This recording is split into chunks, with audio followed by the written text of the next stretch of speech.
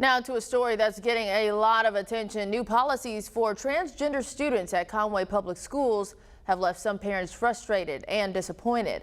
The school board approved the policies during a packed meeting last night. THV 11's Ian Russell shares how some people are now reacting to the decision.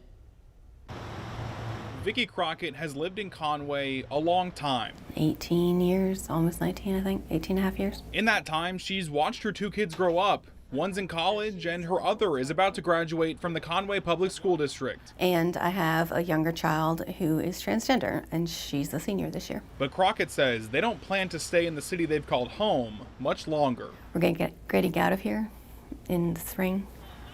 So when Lily graduates, we'll just leave. The reason? New policies for transgender students just passed by the Conway Public School District School Board. Those students are now required to use bathrooms by the gender assigned to them at birth. If they're on school trips, hotel room assignments go by their birth gender as well.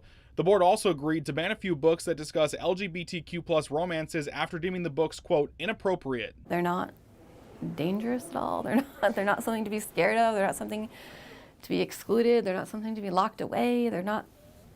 They're just kids. After the board meeting, members of the school board declined to comment, so we reached out to all 7 members individually. We got responses from 2 of them, both saying we needed to speak to the superintendent for any sort of comment, so we did. In a statement, Superintendent of Conway Public Schools Jeff Cullum said in part, quote, "The Conway School Board strives to make decisions that are in the best interest of all Conway students and believes the new policies will do that. The board listened and took all views and perspectives into account when making last night's decision." Crockett disagrees and hopes steps are taken to change these new policies. There are other kids in school now that this impacts a great deal.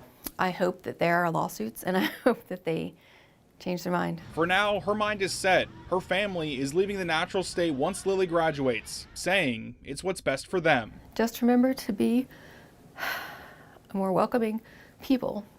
They already feel themselves set apart by the notion that they're transgenders. In Conway, Ian Russell, THV 11 News.